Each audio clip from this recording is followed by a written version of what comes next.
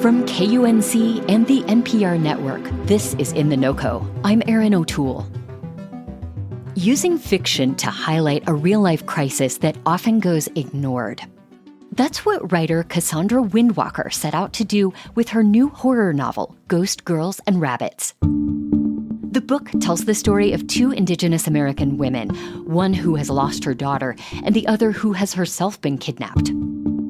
Windwalker is originally from Oklahoma, spent time in Alaska, and now lives in Berthoud. And the plot of her new book touches on the thousands of unsolved cases of Indigenous American and Alaska Native women who were missing or murdered. More than 4,000 cases fit that description, according to the U.S. Bureau of Indian Affairs. Ghost Girls and Rabbits comes out today, which is also a day of awareness to call attention to the issue. Cassondra Windwalker joined me recently to talk about the book. I want to just start out by asking a little more about you and your style. Who is an author or book that you read when you were younger that made you want to write horror stories?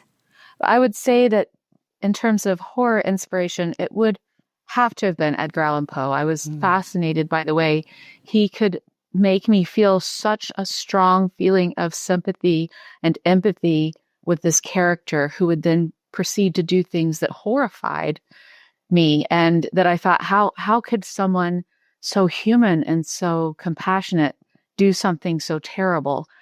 I have always been fascinated by that idea that what is it that lurks in all of us that is capable of doing things we find unimaginable?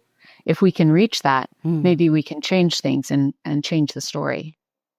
You have said that you were aware of the crisis of missing and murdered Indigenous women, but living in Alaska for several years really brought that issue front and center for you. Could you talk about that and what made you want to set this book in Alaska?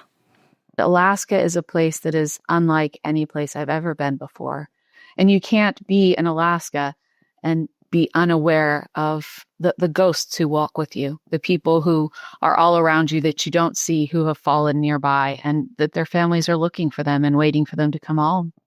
And how do you think writing about this as fiction helps readers think about this very real crisis in a different way than if you were writing a nonfiction book? I think when we look at the news or we look at articles or books, we look at those headlines and we decide whether or not it relates to us, whether or not it has a connection to us. And then we choose to learn about it or not based on that. And it makes it really easy for us to dismiss stories we think don't matter to us. When we read fiction, we are seeing through the eyes of a character that maybe in other circumstances we would think we don't have anything in common with. Sure. But through the story, we find that we do, and we understand them, and their pain becomes our pain, and their fight becomes our fight. And like many of your books and your poetry collections, it is written as literary horror. I'm just curious what you enjoy about telling stories in this genre. I think it allows us to look our fear in the face. The things that frighten us and overwhelm us, and the things that threaten us individually and as a community, we can't overcome those things if we don't acknowledge what they are. In some ways, it's a safe way to do that. And in other ways, it's the most dangerous of ways to do that because you're letting it into your spirit, into your mind. But I think that it has the possibility to really transform a reader and hopefully through that transform their society and their relationships. When we first meet Mary Nelson, one of your two main characters, her daughter has been missing for 10 years. And she's very aware that when Native women disappear, efforts to find them are usually underwhelming. Can you briefly talk about her struggle to kind of raise interest among law enforcement and the media? So she's in an interesting position because she's someone who should have a little bit more pull in those realms than other people. She's a campaign manager for what would have been Alaska's first Native senator. She knows everyone in the community. She certainly knows the media very well. And she had hoped that that would allow her to fight harder for her daughter. But she finds that her position does not win her any favors with the society that still sees her as an outsider.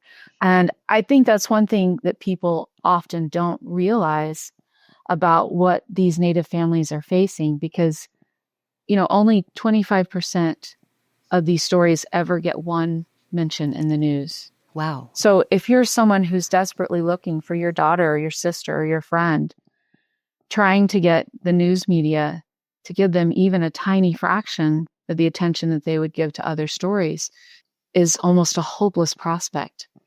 And I want people to be aware of that and to ask their local media, tell us these stories, help us know what's happening, let us look for these women.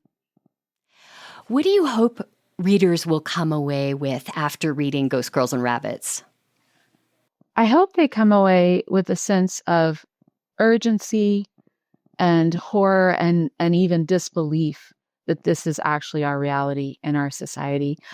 The idea that Native women are 10 times more likely to be murdered than non-Native women, 2.5 times more likely to be raped, 7 times more likely, according to the Canadian Mounties, to be killed by a serial killer. Wow.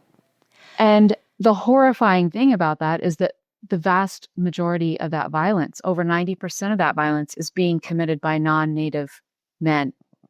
If you want to dismiss this as a Native problem, we can't do that. This is a society problem. And we can't allow our society to continue to dehumanize these women and devalue them to the point that predators feel like they can attack them and no one will look for them and no one will require justice on their behalf. I was thinking that Colorado is one of just a handful of states that has an alert system for missing Indigenous people. There have been some issues with the way it has been rolled out, but does it give you hope that more states might make similar efforts? I hope so. I know that it's a controversial idea, that there have been some issues with it, but it is really impressive and heartening to see how much more successful we are in finding people when those alerts are issued. If our goal is to find people, this is something we really need to look at nationwide. Now, your book is being published on May 5th. This day is also known as Red Dress Day. Could you talk about why people are encouraged to wear red on this day? So in some traditions, there's a belief that the only color that spirits can see is red. And so when we wear the color red, it is a symbol, it's a beacon to those spirits to say, we're here and we see you, see us, we're looking for you. We haven't given up, we haven't forgotten, and we're still seeking justice on your behalf. And it's also a message to all of those families, because that's part of the message of the book. You have the missing woman, but you have her mother who's been completely undone by this loss. And when one person goes missing, the number of people who are forever changed and lose themselves in that process is really difficult to count. So those red dresses or that red ribbon that you wear is a message to every one of those people who are still looking, that we're looking too, and we see you and we haven't given up. Cassondra Windwalker is an author and poet who lives in Berthoud. Cassondra, thanks so much for talking with me. Thank you so much for having me and for bringing awareness to this important issue. We'll have more info on Cassondra's book, Ghost Girls and Rabbits, in our show notes and at KUNC.org. That's it today for In The NoCo. I'm Erin O'Toole. Thank you so much for listening.